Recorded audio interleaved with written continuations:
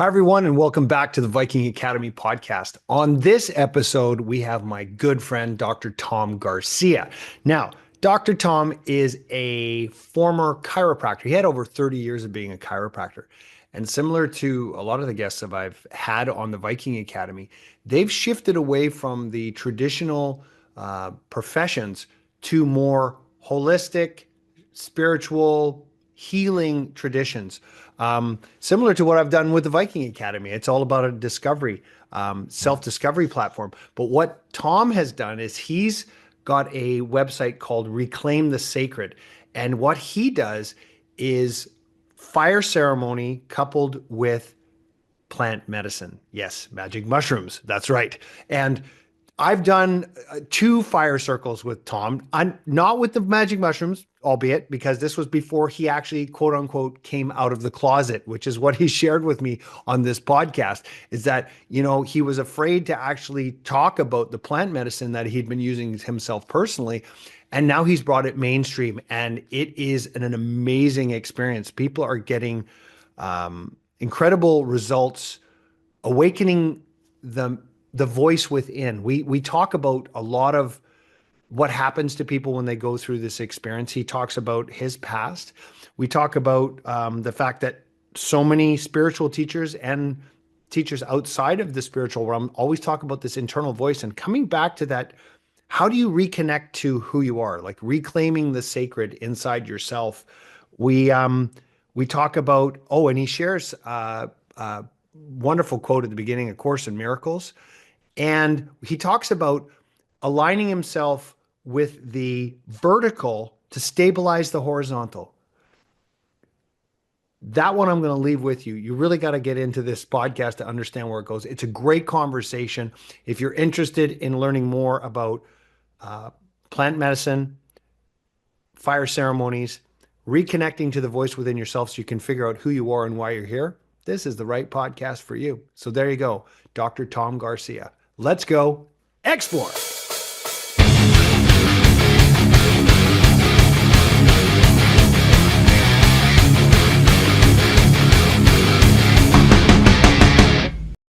I've only done it on one podcast so far where I actually forgot to hit record. And I was Oh like, no. yeah, I guess we're doing it.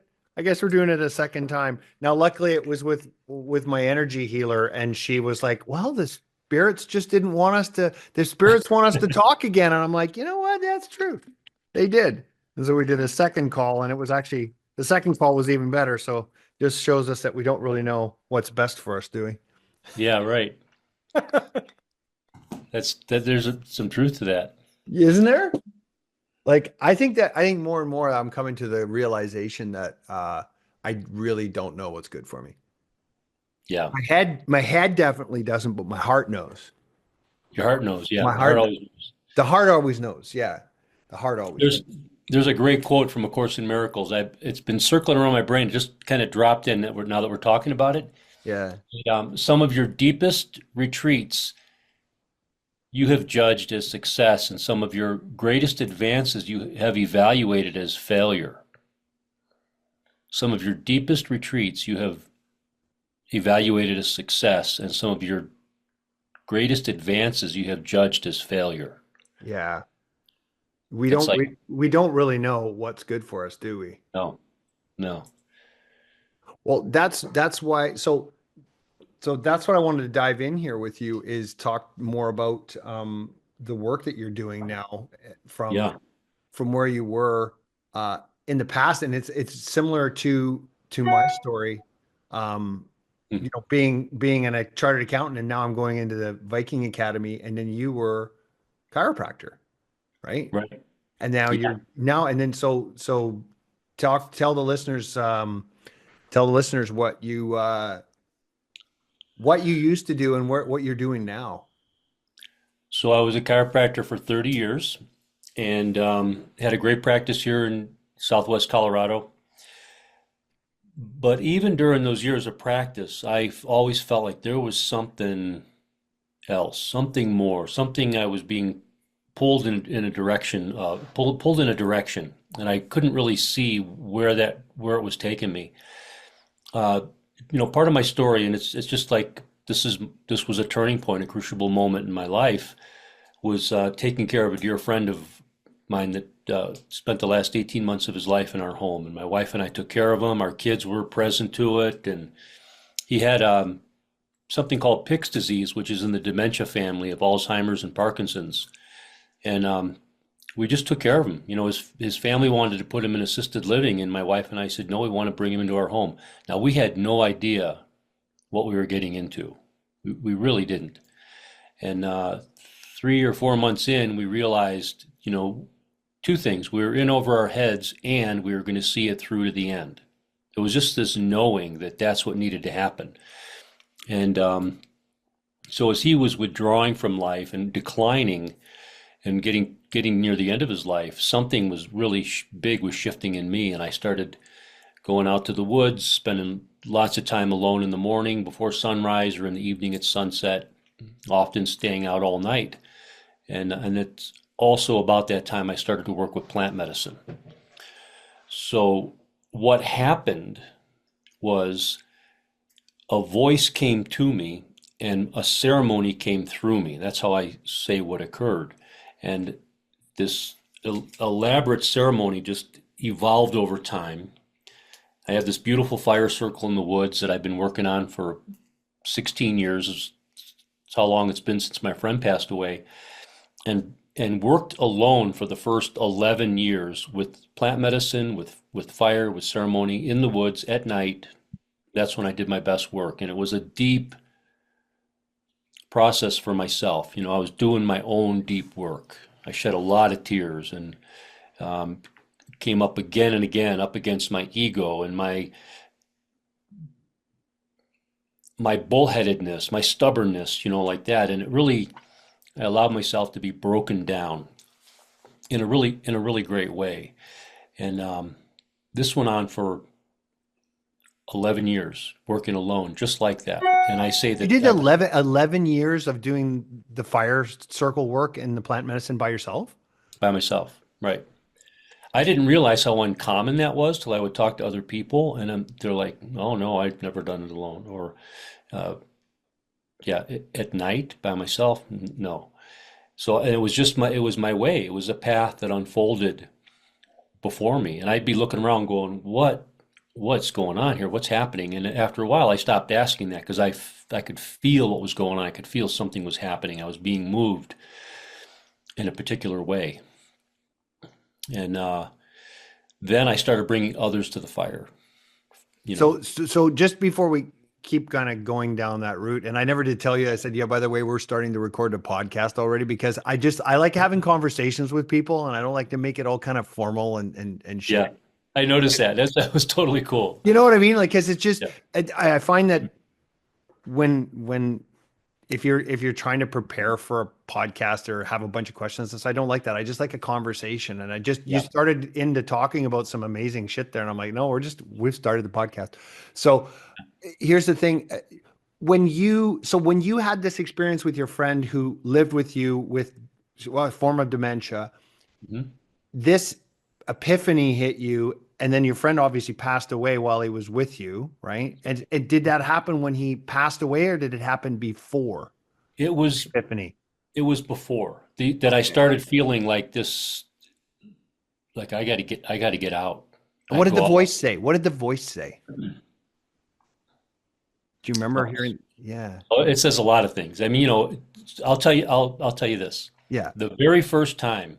Now I think, and I'm saying this too, and for your folks that are listening, I believe we all have a voice. We all have an internal voice, an inner guidance that can be auditory. It can be just a sense of intuition or feeling. It's like, and how it communicates with me primarily is through my journal. That's kind of the formal way, but it's with me all the time. It's that internal prompt to Okay. move in a certain direction, do a certain thing, withdraw from something, get away from somebody, move towards somebody. I really pay attention to that, where that inner voice is like, get away from that person, like don't Yeah. don't be around them, and I would just withdraw.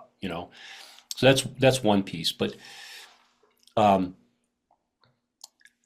so I'm saying that it's always been with me. And I think the first time it really came out when I was about 15 is when I started journaling. Okay. I started keeping a journal, and it was in a fit of despair, emotion, feeling bereft. Those weren't the words I would have used then, but that's how, in retrospect, and the voice came through my journal. It's kind of what saved me. It kept me Okay. sane. And so fast forward, to 16, 17 years ago, I was turning 50, and I decided I was going to go to the woods and do plant medicine alone, and didn't have a ceremony, I didn't make a fire, I didn't have any of that. And it was at that time that very clearly a voice came to me, and they said, "We are your guides, and this is your rebirth date," like that. And and then just began to speak to me about um, being guided and being called out and following their guidance and their direction. Sounds kind of like alien or foreign, but it wasn't. It was like it was my voice, but it wasn't my voice, like that. And I was so like I was taken aback and I was thrilled at the same time, and I just wanted to go again and again to reconnect with this internal voice, and I did. And it just got louder and stronger. And there was a time for a while when I felt I had this moment of like fear that it would go away. That one day I would wake up and it'd be like, I don't want to go to the fire anymore. I don't want to go out in the woods. I don't want to. It would all leave. Right. But it didn't. It got stronger. And this is what I came to understand. This is what I share with people.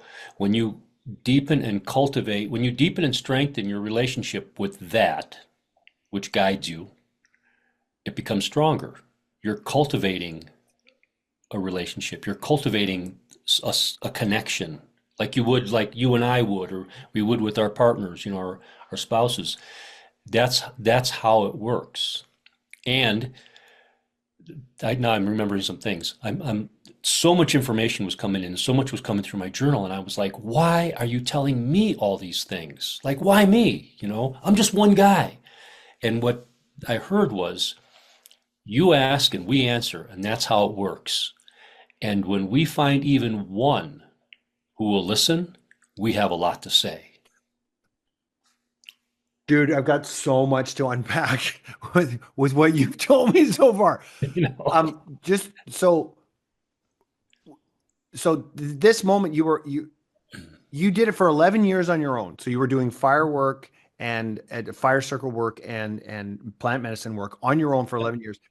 Yeah. So that means because when you and I did our first fire circle together, and so I did it, we're at Jeff Walker's retreat in Durango, Colorado. Colorado, yeah.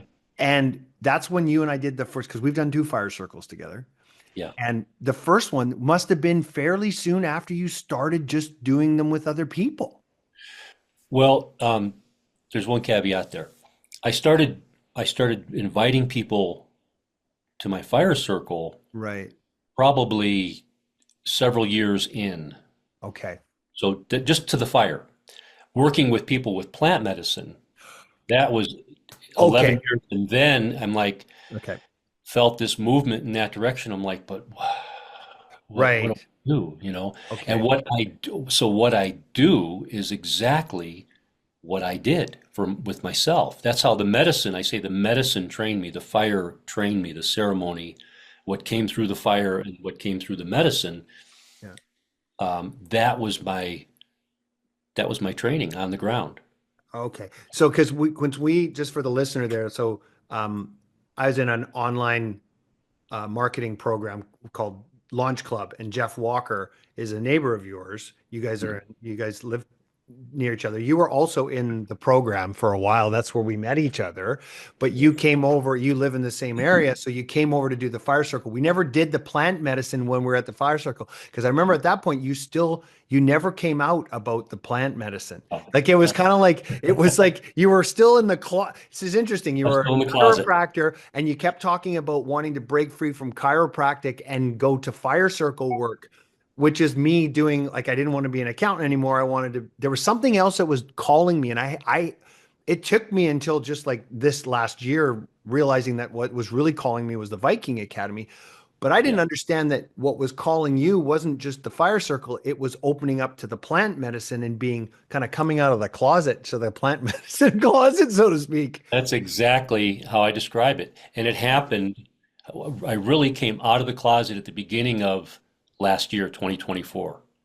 Yeah. So just a little history.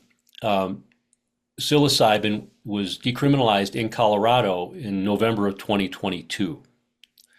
And so going into 2023, that whole year, like halfway through that year, I'm like, I'm talking about all this work that I'm doing with people, but I'm not talking about that I'm using psilocybin as a sacred agent, a tool, an ally. And somewhere around the middle of 2023, I'm like, I got to come out of the closet about this. I need to start telling people what I'm really doing. And it seemed like it was like a big deal to me. So when I was in practice, I didn't talk about it. It was off the radar. When it was still, you know, when it was still criminal, when it was not decriminalized, I kept off the radar about it. I was working with plant medicine all that time. And then when it finally, became legal, then I realized, you know what? I don't have to keep this under wraps. I can start talking about it. And when I did, it was like no big deal for other people. It's like, oh, that's what you do. Oh, I want to talk. I need to get with you. Um, so it's kind of like that. When you come out of the closet with something, this is the essence of my work, and it's working through me. It's about being authentic, being in integrity with myself, speaking the truth as it lives inside of me to the best of my ability. Right. And that's where and I've talked about this when we were down, we were down, for our good friend Walt. Walt's been on the podcast and we went down Yeah. for what Ordination. his ordination. Yeah. The Yeah. interfaith minister. And that was it was awesome. This is what I was sharing with you about the Viking Academy. You go, this is like, I want people to wake up to who they are so they can live with passion and purpose because that's what I want for me. Like, Yeah. I want to live with passion and purpose. So I find that exploring myself and my mind, my body, and my spirit gets me more in tune with who I am and why I'm here, right? And so there's a total alignment with what we're talking about. It's just a different expression, right? And when you started talking about, you know, I knew about the fire circles. I experienced the fire circles with you, and it's magical. But Yeah. there's another level there with the plant medicine Yeah. that I could see almost like a weight come off your shoulders. Like there was still a weight on your shoulders when you were doing the fire circles because I couldn't put my finger on it, right? I Yeah. couldn't, but I knew there was something there. And Wow, then that's funny. when you explained that now you're doing plant medicine, all of a sudden it's like, wow, now I see Tom. Now I Yeah. can see you, right? Yeah. Because now you're not holding back. Right. I'm not keeping anything under wraps. The Yeah. interesting thing is you and I use very similar language. When you're talking about people uh, knowing who they are, I say remember. We remember who we are, and in remembering who we are, we remember why we came, and we remember who or what sent us here, the origin of our life, the intelligence that gave rise to life within us. Yes. So there's more to the story too about my friend Jim, who passed away. Okay. And I'm circling back around to this because this was such a powerful turning point for me. But after he passed, then I started going to the woods before he passed. It's like I had to get out of the house, something was happening, and then he passes away. And my wife and I had, we washed his body, draped him in linen, turned the room that he was in into a shrine. Essentially, people would come and just sit with him and visit. For 3 days, we kept his body on dry ice. And then we finally, he was whisked away by the mortuary. But, it's like, why? How? What moved us to honor this man like this? And it's like, it was just beyond me. And yet there was something that transpired between us as I saw him off at the precipice. This radical transformation occurred within me. And so right after he passed, I went to the woods And it was in October. It was freezing cold, full moon, and I was just in such grief.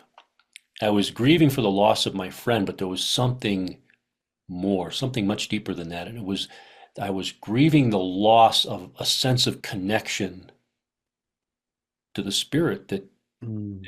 enlivens me. It's like I didn't want a substitute God. I didn't want somebody else's version of God. And I remember standing under the moonlight. I just felt like tearing off my clothes and standing there barefoot and naked on the frozen ground and stepping into the fire, shouting out, I want to live. I want to live. I want to know who I am, why I'm here, and who sent me. Why did you send me to this place? I was like, I was in tears. And it's like, I'm not going home until I get some answers. You know, it was like that. And I got really, really quiet. And that's when the voice came in so quietly and so clearly to say, yes, you want to know who you are.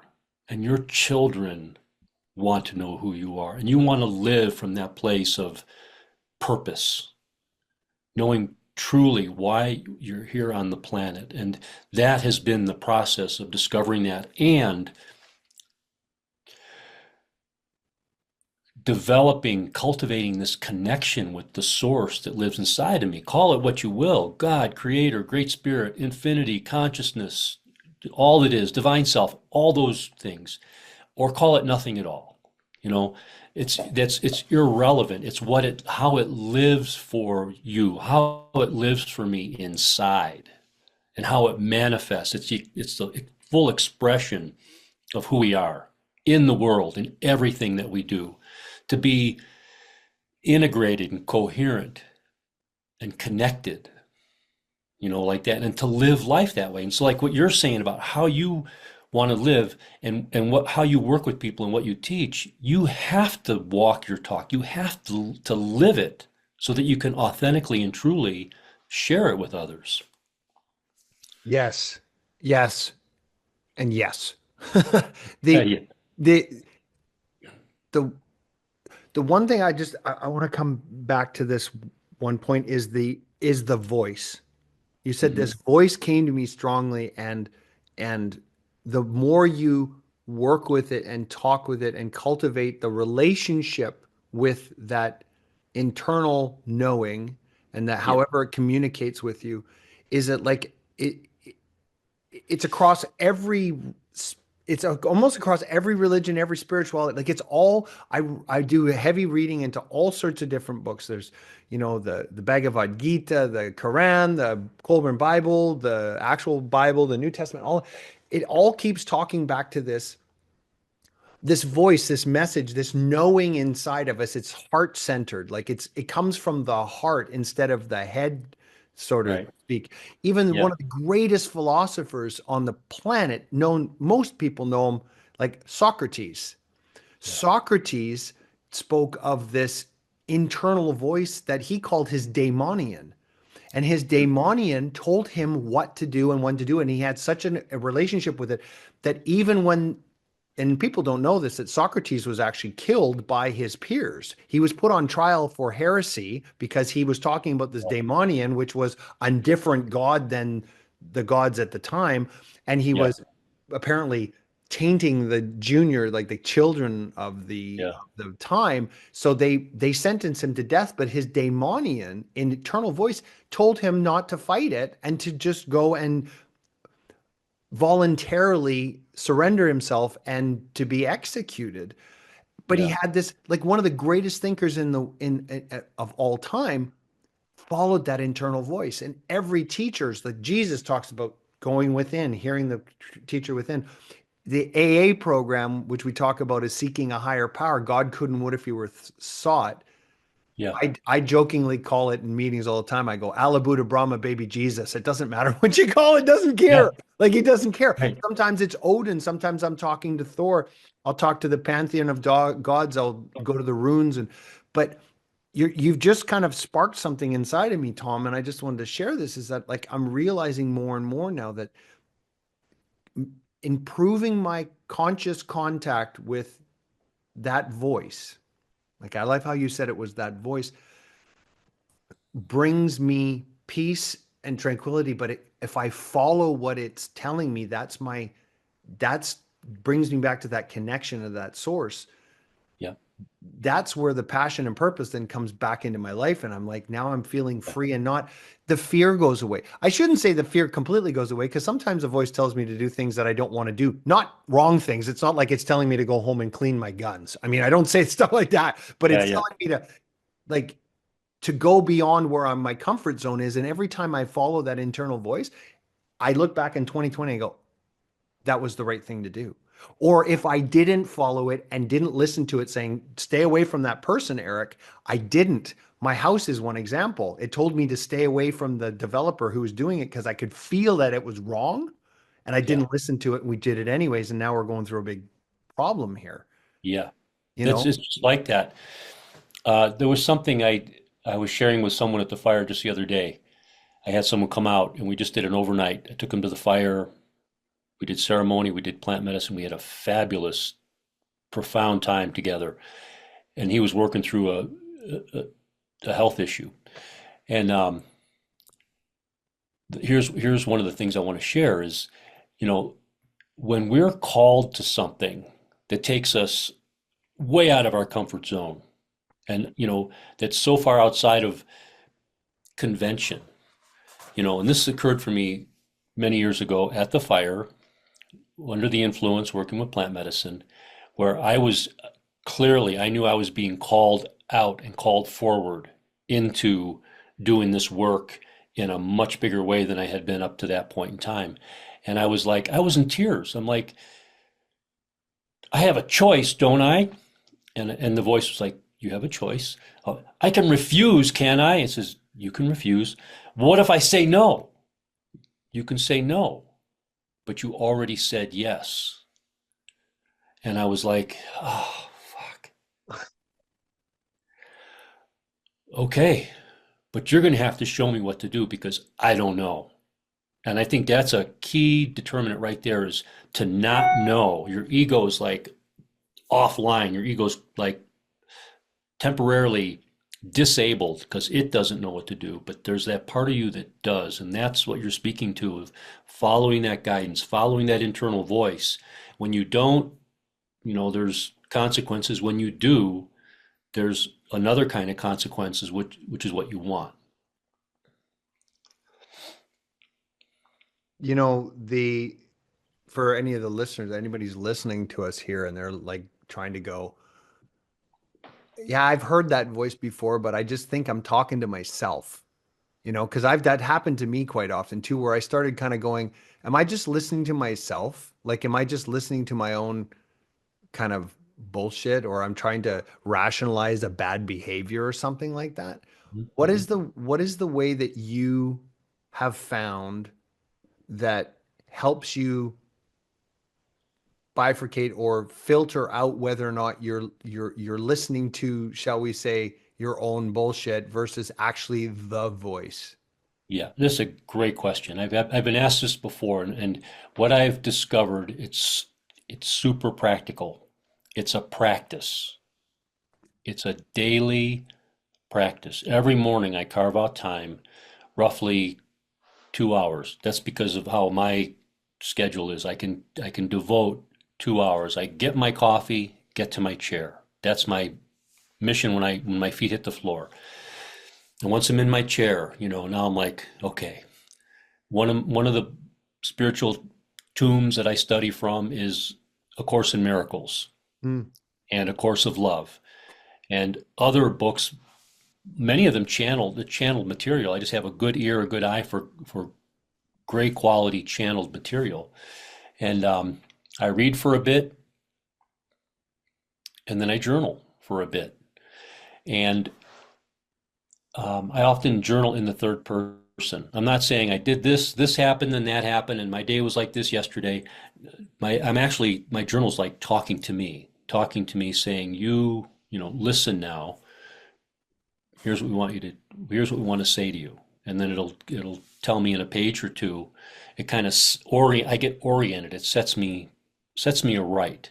And that's when I say my prayers. I have a prayer that I speak every day, thanking, I say the Holy Spirit, thank you for this day. Thank you for setting the priority, which is my prayer. Thank you for orchestrating the details of this day in divine order, for aligning my will with yours, for shining your light into my mind. So I'm having a conversation, even if it's by rote, it's fresh every day. I'm having a conversation with the divine self within, by whatever name you give it. That's what I'm engaging. And I know that when I start my day like well, I do it every day now. There were days when I would skip. And the days that I would skip, I had a different day than those days that I did it.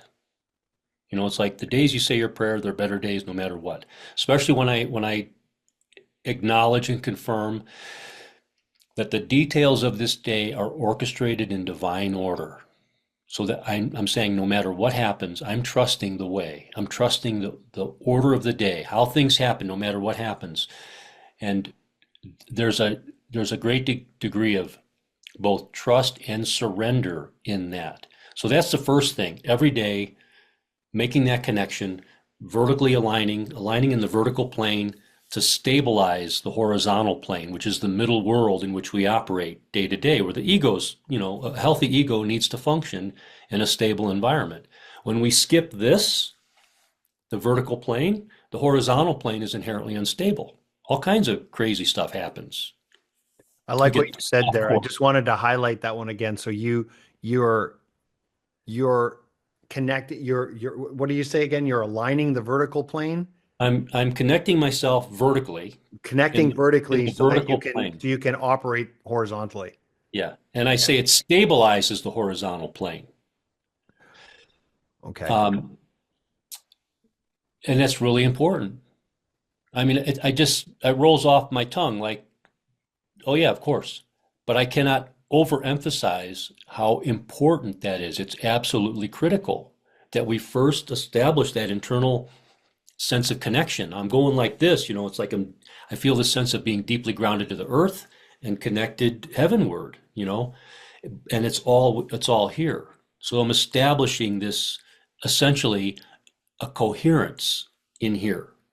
I'm oriented properly. You know how we have compasses. I give all my clients a compass as a metaphor so that you know where true north is. When you know where true north is and you know where you are, you have located yourself in space and time. You're oriented.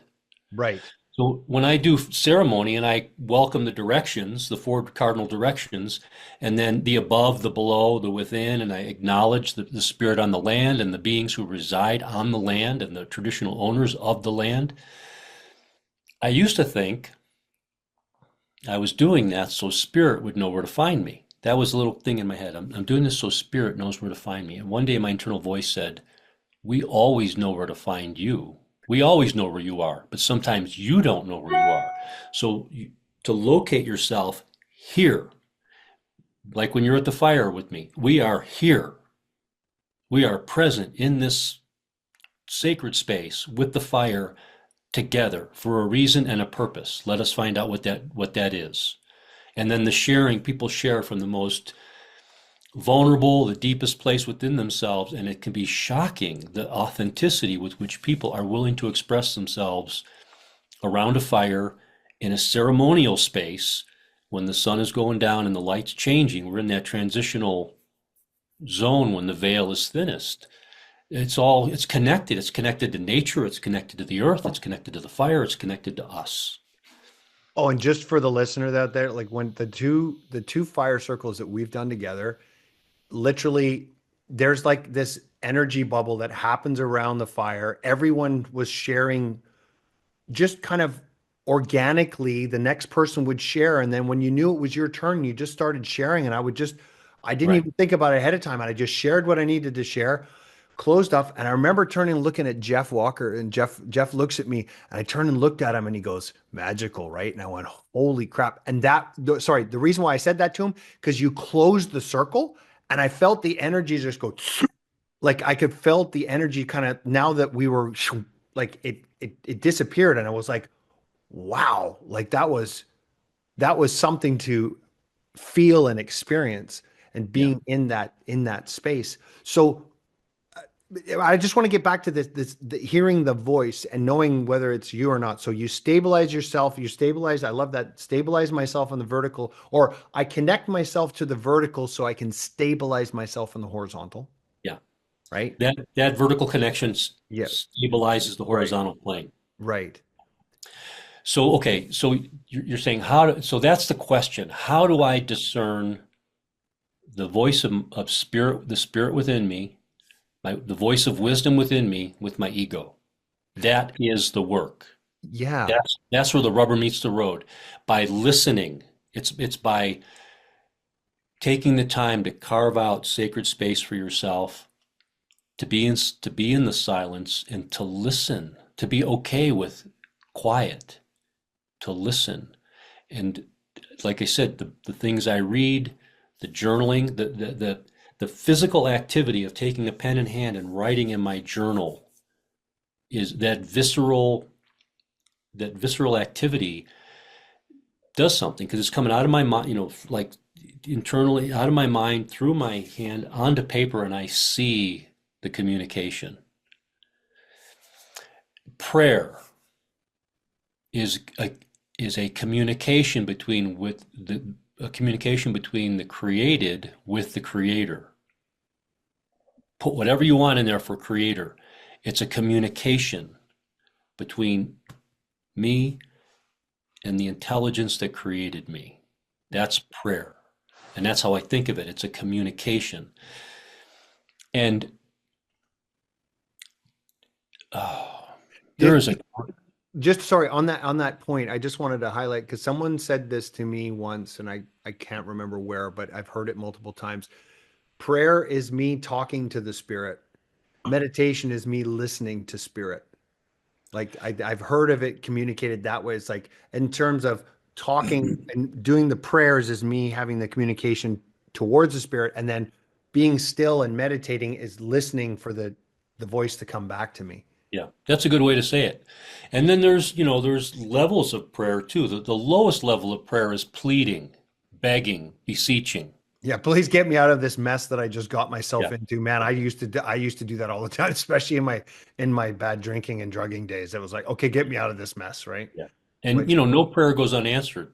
A call for help is always answered. So just recognizing that, even at the lowest level, sometimes that's all we're capable of.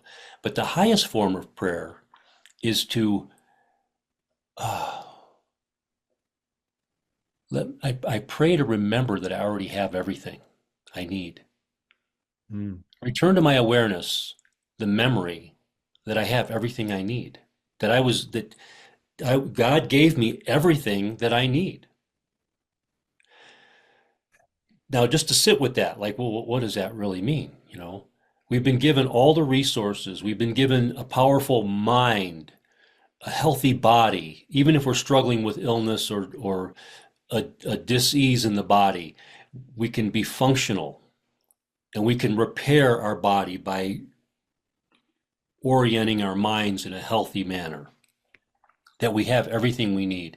And when we come from that place, all kinds of things show up, miracles, resources, people, money, whatever you need, shows up. I've definitely experienced that. Where it's interesting because I've have multiple businesses. I work in all sorts of areas, but my experience has been so far that I will push and push and push and push, and it's when I finally go, oh, I've had enough of pushing, and I just put everything down and I just go, okay, that's it. I'm done. It's been pushed. It's too much. It feels like I'm pushing a rock up a hill, right? And I Yeah, just let go and let God, so to speak, or just and then all of a sudden it's like, oh, okay, here's what you need. Boom. And it drops in my lap. And I'm like, what the? Like, coming from that A type personality to push, push, yeah, push. But then when I actually relax and let it go, it yeah, just, it just happens, and it becomes easier to say manifest what I want. But sometimes I question, if is it really what I want or my ego wants. That's the big thing for me, is that the difference between what the source, and I want to come back to something you said earlier, what the source has said I already chose, which you said, remembering who I am. So it's not finding out who you are, it's just remembering. It's remember who you've always been. This is the Yeah. whole reason why you came here. You've just forgotten. It's like this amnesia that we've had instead of trying to, it's not finding yourself, it's just rediscovering yourself. Yeah. And Essentially. yeah, and when you're talking about saying remind, and so the highest prayer, sorry, I'm formulating this as I'm Yeah. thinking it through, Tom. It's the highest level of prayer is please allow me to remember that I have everything I need, that you've already given me everything I need, and to see everything in front of me so then I can then use it for how I wanted to come here and deliver what I'm here, whatever I'm here to deliver. It's already here. Just Yeah. allow me to see it. And that's why Yeah. you call that the highest form of prayer. Yeah. It's helped me to remember that I already have everything. I've already been forgiven. I've already been given everything I need. Wipe the scales from my eyes so I can see clearly Yeah. what my inheritance is, the treasures I've already been given. It's like I'm using like biblical terms. Yeah. I already have amazing resource here, and I make up a story of scarcity and lack, a story of I'm not worthy, a story of I'm not enough. Those are the stories that people have. I'm unworthy, I'm not enough, I'm not good enough, I don't have what I need.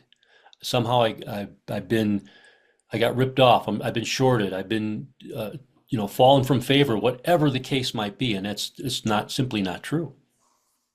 It's simply not true. And that's in the forgetting, that's in the illusion, the dream of I'm somebody else, and I believe I'm somebody else other than who I truly am. And that journey back to who I truly am, that's the journey of a lifetime. That's what Joseph Campbell called the hero's journey, Yeah. the return home. Remembering who you are at your core, and that opens the joy. I Here's a question for you. You've obviously, and this is my experience, you've obviously had layers of remembering, but Hmm. you must obviously, well, I hate to say obviously, are you still remembering who you are? Like, is it a constant, never ending, un, shall we call it unpacking or taking the layers of conditioning off of this husk of Tom Yeah. and experiences to getting closer to that source? So, and is it because you're continually discovering yourself, right? Yeah, it's an evolution. It's like an upward spiral, a continual evolution of an ever deepening discovery. It's the greatest adventure, you know?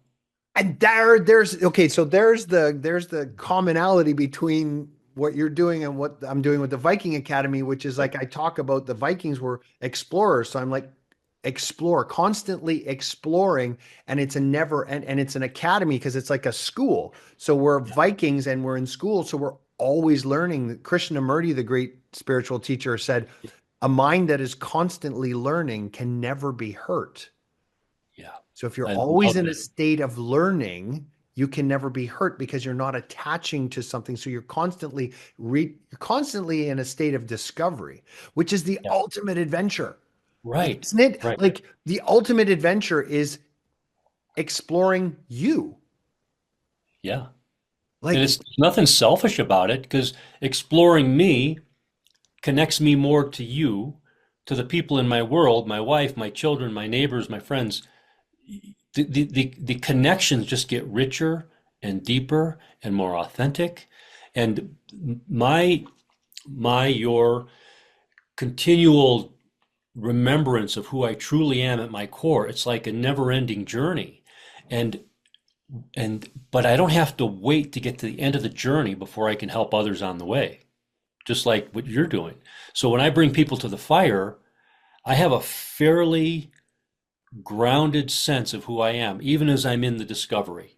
And I can be with someone who is clearly struggling with an illusion of themselves, and I can help them to see who they truly are. And I reflect it back to them to help them to see who they are. And I will tell them that. I will express it to them over and over again, and until it starts to like seep in. And then we discuss it the next day when they're here. If they're here for 5 days, we're in conversation for 5 days, just like this, this kind of deep, connected dialogue. I love that what you said there is that you and someone explained this to me. I'm like a Sherpa. There's a difference between a sage, a Sherpa, and a sufferer. There's three types of people, right? So you're either suffering or you're a Sherpa or you're a sage. And I've always said to my listeners, I said, think of me as your Sherpa. I said, Yeah, I've gone up a hill, I've gone up a couple of these bridges before, come and then I'll come back down and say, "Ooh, come here. This is something really fun to experience." And but there's going to be areas that we're going to go explore a new ridge I've never been before. So yeah, we're like doing it together to yeah, kind of find it. I never want to come across as some all-knowing sage because that just to me doesn't feel authentic because I'm constantly yeah, exploring and discovering who I am. yeah. Right. I've had clients call me their Sherpa. And when I looked it up, a Sherpa is a guide. It's an Yeah. experienced guide. And I also refer to my work, what I'm doing, as I am a guide. And here's something else. I love what you're saying too about, we're going to go up a ridge we've never been up before. Or I don't, like what I can say in my work, it's like, I, I know the way, I know my way to the extent that I've carved it out, but you want to know your way, not my way. So there's going to be some bushwhacking to do, and you're going to do it. So Yeah. I get them to that place where they can do their own bushwhacking to carve out their path. Right. And the path isn't out there, it's in here. We are the path. Like Jesus says, I am the way. Well, he wasn't just talking about himself, he's talking about us too. We are the way. And when we follow our internal guidance, and if you have a relationship with Jesus and he's your guide, you're following his guidance to find your way, the way that he's showing you. Right. That is the way you want anyway. There's a beautiful poem or excerpt from Rumi. Yeah. This beautiful Rumi quote, and I've printed it off and put it up on my wall. And I look at it. I've been looking at it a lot over the last couple of days because I just put it up, and it says, "Yesterday I was clever, so I wanted to change the world. Today I am wise, so I am changing myself." Mm, You know, beautiful. and I look at that, especially when we first met and we were in the the launch club with Jeff's World, and love that. I love the people. I love Jeff. I love you. Yeah. Like it was such a great experience. But I Yeah. look at what I was trying to do, and I was trying to be clever and change the world, change the accounting profession, change Mm, this, right? And I'm realizing more and more the true wisdom is changing yourself in this exploration, and that's why I love what you're doing is that you're doing like parallels. We're doing parallels on that. You're in a constant state of self-discovery, which is changing myself, or shall we call it the false self, right? mm, Pulling the layers off the false yeah. self. And that's the same thing that I'm doing with the Viking Academy is I want to rediscover who I am and why I was put here. And more I'm understanding that it's not in my like if I keep using my head to try and think my way through this, being clever isn't the way. It's the heart. It's what is making my heart sing. What's making me draw forward and um like even these podcasts, people are saying, "Oh, well, you gotta market it this way, you gotta put it that way, you gotta say this there, and make sure you put this in your podcast and that." And I'm like, I just want to have an exploratory conversation with people I really want to talk to, Yeah. I love it. and discover something new. Yeah. Yeah. That's I'm the right joy with for you. me, right? So, Yeah. can you tell me? I'm very curious in terms of so you're doing now the plant medicine fire circle ceremony. You're doing them together now. That's what the model is. And so are they flying and coming to see you and you're doing and they're doing it in your space? You got a place out in the woods. I saw your website, by the way. It looks awesome. I love Yeah. it. I Thanks. love it. So yeah, so I can just kind of give you like an overview of how it works. People find their way to me, and this is one of the things my internal voice said. We will send them to you one by one. And early on, they said these messages that we have to share with you are not just for you alone. You must share them. And I'm like, oh, geez, what am I supposed to say? Well, yeah. So I just kept following the guidance.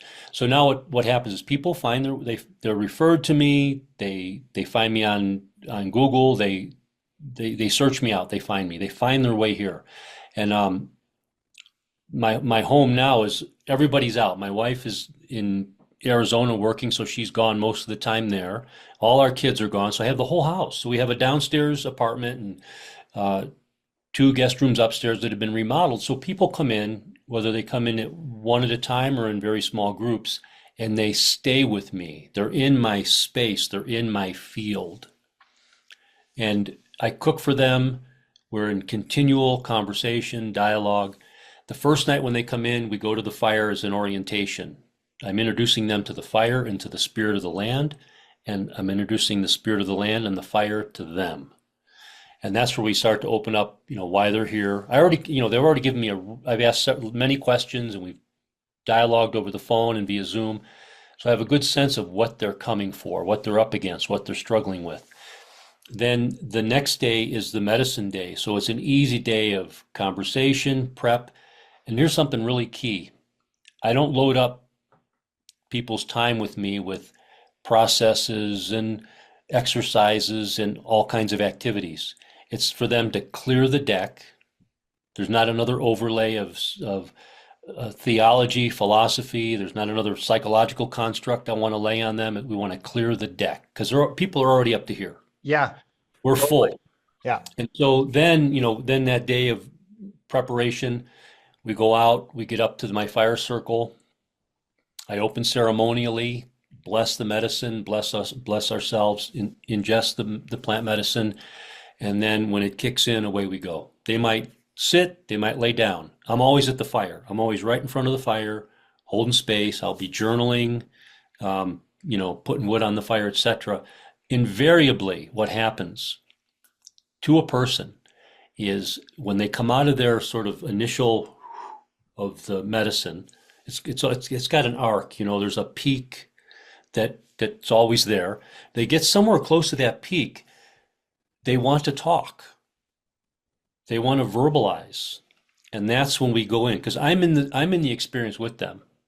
Yeah, I was gonna I'm in the medicine clarify that also. because you said you were taking the medicine at the same Yeah. time. Yeah. We go in together, we come out together. But I'm in the dreamscape with them. I'm in that energized shamanic space with them. And my listening is like way expanded. I'm listening to them, with them, for them. And everything I refer it back to them. It's not about me. My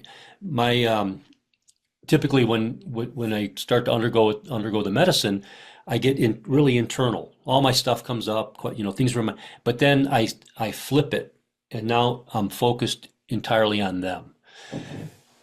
And just from practice, it's a skill, it's a gift, it's experience that I can do that. I'm very functional, and I'm listening, and so then I have questions, or they have questions, and the dialogue begins, and we just go deeper and deeper and deeper. Wherever I'm following their lead, as well as guiding them, the conversation, so we don't go down some rabbit hole and get stuck and not come out, And it's amazing, it's beautiful, it's transformational, it changes people's lives. It's hack isn't a right word, shortcut's not the right word, but it cuts across all kinds of things that take a long time and gets right to the core of the matter for people. It dissolves the constructs of the ego. It removes the scales from their eyes. I'll use that phrase again, so that they can see clearly how they've been operating, what they've been doing to themselves, such that their life is the way that it is. Not like it even has to be bad, but whatever the situation, whatever the condition, for people to see clearly how they've been operating, what they've been doing, so that they can get a sense of who they truly are in the matter of their own lives and live from that authentic place. So, are you able to share some aha moments that some people have had? Obviously, don't sharing names, but what are some of the awakenings that people have had with you that the listener might be able to go, holy crap, that kind of resonates, right? Like, because I think we're all searching, but we're not really sure what it's for. And I'm sure this isn't like an aha moment for each person, but what are some Yeah. examples of some aha moments that, Okay, I'm thinking of one woman in particular who was, just really, she was really involved in social change and just call it that, like that, and passionate about it. But then, as the truth came to light, also deeply um, like overwhelmed and even cynical about it. Like I'm not making a difference. Having all these aspirations for changing the world and realizing it ain't working. And I'm suffering. My health is suffering. My relationships are suffering. I mean, that's a theme too, with people that are way out there working in the world and their lives are going down, tanking, And I just let her like go on as she was like getting it out of her system in a sense. But there was also a moment where I was like, I just wanted to rein her in and go, okay, enough. But she did it herself. And finally, there was like this moment she went, do you mean I've been doing this to myself? I'm like, yes. No one's been doing this to you. You've been doing this to yourself. Now, she was able to reorient herself to her passion and her purpose and take care of herself in the process. See, there was this matter of like self-sacrificing her own well-being to change the world, and that's no good, you know? yeah, I call it when you're on an airplane and the air pressure goes, you're supposed to put the air oxygen mask on your face first, then help others. And so it sounded like she realized that she was trying to help others without putting her own oxygen mask on her own face. Yeah, and I don't mean to be um, what sexist or whatever like that, but it's more prevalent among women because of that nurturing, the mothering, Yes. so strong in women. They will do that, and to their detriment. So I do work with a lot of women, and in that sense, they have to know first of all that they're safe with me. They're safe. They can go deep. That I'll hold the space for them, and they can do the deep work that they've come to do. Um, there's another one I'm thinking of where um, someone he'd had an experience of being abandoned by his parents, and the question that I had for him was, what did you make up about you when that happened? And it was interesting because he couldn't hear that question. He just kept telling me the story and going deeper into the story and all the things that happened in that arena, in that experience of his life.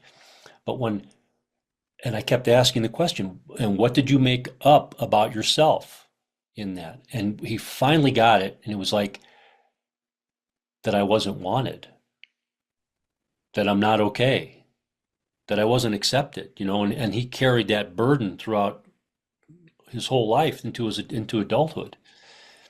And there's also something in the realm of, I'm going to say generally, people being afraid to know who they really are. They're afraid to know who they are. And when I encountered that, I was working with someone. I said, because I was asking him if he would commit to himself. Will you commit to yourself? And he was temporizing and hemming and hawing. And I'm like, look, I'm not asking you to commit to me or to the medicine or even to this way of life. I'm asking you to commit to you. And he said, well, I don't want to commit to anything that I can't follow through on. And I'm like, what do you mean by that?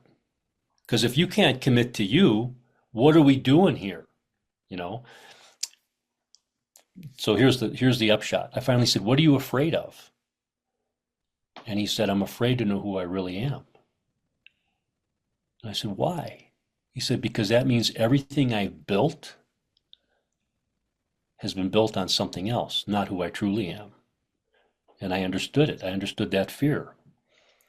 It's like the blue pill or the red pill in the Matrix. Just give me the pill that I want to forget. I don't want to know. I don't want to know the truth. I just want to drink my wine and eat my steak and not wake up, you I know. totally resonate with that guy. Yeah. I totally resonate with that. I think that's been a that's been a theme all along. It's like, have I been doing it wrong all along? And if you got that niggling feeling in the back, that's that feeling, that kind of that sense that something's not right. You know, you could just tell, you just know something's not quite right. You think you're successful from all external accounts and everybody's giving you praises for your external world, but something in the internal world is just going, yeah, I'm not really sure, Yeah. you know? So not everybody wants to go to that depth, to that level, and that's got to be okay. But then there are those who do, who are like, Yeah. I'm willing to do whatever I got to do to get to the truth of my being, to the truth of who I am. And what I say, what I remind folks of is you don't have to blow up your life. You can just like change in bricks out one at a time, take it slow, take it incrementally, take it as fast as you can or as slow as you need to. But it's a process. Well, and that's what I love is that you're leading by example. You're that Sherpa. Exactly. Like, I mean, you were a chiropractor for such a long time. And like, Yeah. when you and I first met, we were both transitioning from that professional world into this Yeah. online world. You had progressed farther down the line, I would say, in terms of where your heart was drawing you than Yeah. me. But that was my journey. And I'm more and more starting to embrace and enjoy the fact that my journey is my journey. And it's totally, I think that's the ultimate gift the universe gave us, is they gave us, or should we say God or Odin or the creator gave us the experience of us. Not another human before or after will ever experience Tom Garcia, ever. Right. That is the gift that you received. I received Yeah. the gift of Eric, the Viking soulback, and no one's ever going to experience that before or after in its totality. That is the gift we've all received, is experiencing ourselves. Yeah. Like what in like that in itself, having that realization is awe-inspiring. It's almost overwhelming to a sense. Like just like, whoa, like that's incredible. Yeah. And that inspires other people. I know this from my own experience with people. Now I'm not trying to do anything. I'm just being who I am. I'm just being myself. I'm being vulnerable. I'm being in a stretch. I'm not comfortable. I'm out of my comfort zone. And when people see that for themselves, it gives them the impetus, it gives them permission, it gives them a sense of possibility that they can follow their path. Because no comparisons are not fair. There's no fair comparing us to each other. We're each on our own path. We're each on our own trajectory through this lifetime. I love how you said that too. Is like I can kind of liken this back to the different businesses that I have, because I mean those are all aspects of my personality. When I'm trying to promote or sell something, it's never felt right to me. Do you know what I Yeah. mean? Like selling has always been, I thought sell is a four-letter word. Like it's something that I shouldn't utter, right? I don't like to sell or coerce or influence or trick. And that was one of the things I found distasteful with online. And I still find it distasteful with the online world, is this clickbaity, grab attention, blah, blah, blah. Mhm. You don't need to do that to coerce people in. It's like, or trying to get them to embrace themselves. It's like, if you can't embrace yourself, how do you expect other people to embrace themselves? And so Yeah. just being you and experiencing you and being authentic is actually the way to attract others, Yeah. right? It It's is. just, It but is it's the so way. counterintuitive. There's that part that's counterintuitive, and then also another piece that it's come up in this conversation in my head a couple times, but I haven't brought it forward yet, is that especially in my childhood growing up, I was constantly told not to be selfish. Don't be selfish. Don't be selfish. Eric, you're being a bad boy. Don't be selfish. And this journey, inward journey discovery, I think for a lot of people, and I know for me, it sometimes feels like, am I being selfish by looking in at me? And I'm more and more coming to the fact that goes, that is actually the work, is to discover me, rediscover me, so that Yeah. I can do what I was here to do, or to what part of the play am I supposed to be in, right? Like, it's like we're all actors in a play and we don't know our lines. Well, imagine if you knew your lines, like if you actually could be that part. But I find for me that's sometimes a balance of, am I being selfish versus being selfless, or am I doing the right thing, quote unquote? I know there's a lot of unpacking that I need to do with those childhood traumas for myself, but Yeah. that I don't want to be selfish, but I'm starting to understand this, that it's not selfish to rediscover who you are. That is the actual goal. Like that is actually that's the that's the adventure. That's the point. Yep. Right there. It's easy to get hamstrung and kind of tripped up by the language. Selfish, selfless. Am I being selfish? Because how we're conditioned in our culture is to not be selfish. You know, and you've said that. But the highest activity that we can really engage is to be self-reflective, contemplative, self to be self-referential. And then the other side of it is to use that to extend ourselves to others, to extend our gifts into the world, to share who we are authentically, truly, with love, you know. Right. And so where dude, we could talk for hours I on know we could keep this would be going. this would be fantastic, but We have 2 hours, right? we got, yeah, we should do a full we'll do a full 2 hour podcast here. Where can people find you on the web? Yeah, the easiest thing is just go to my website, drtomgarcia.com, drtomgarcia.com. And then there's a way to get my newsletter or my to be on my email list and download my free guide. It's the essence of it is, are psilocybin mushrooms right for me? And and to be in contact. One of the things I send out is um, poetry, which has been one of the gifts of the plant medicine journey. I mean, I've always been oriented a little bit more toward poetic expression, but the way the medicine communicates through me and the way my voice speaks to me, it comes out very poetically. And so oftentimes I'll just share an email and it's just a poem that's something that's come through me, and it's all very consistent and very congruent, you know. Man, I love it. I am really looking forward to coming down and seeing you again in Colorado. Oh, And man, yeah, I just the energy around the fire was just the experience was out of this world. Now, again, on the psilocybin side, like you and I have talked about this kind of separate, being a recovered alcoholic for myself, yeah, I'm not sure I yeah, want to go there, right? Like, and that for me, I'm not sure about that part for myself. That doesn't mean the listener doesn't want to necessarily go down there. You go for it. But for me, it's one of those hesitations that I've had. yeah. You have talked about that a little bit. Hmm. But I can, it's when you're explaining the experience, and I've done my fair share of mushrooms over my years. I mean, I grew up in the 80s, for crying out loud. I was like, Yeah, long hair and mushrooms and yeah, Jack Daniels and right. But yeah, I can feel, I can sense the spiritual nature of what you're doing, and just how in alignment it is with what that you're using it as plant medicine, as opposed to like when I did recreational drugs. yeah. This is a plant medicine. It's a medicine you take, and how in alignment it is. And I love seeing Tom now. I saw you before, but now I really see you. Yeah, thank you. I appreciate that. I super appreciate that. Yeah. I see you better too. You're in your groove. I'm getting there, man. I'm Yeah, getting there. yeah.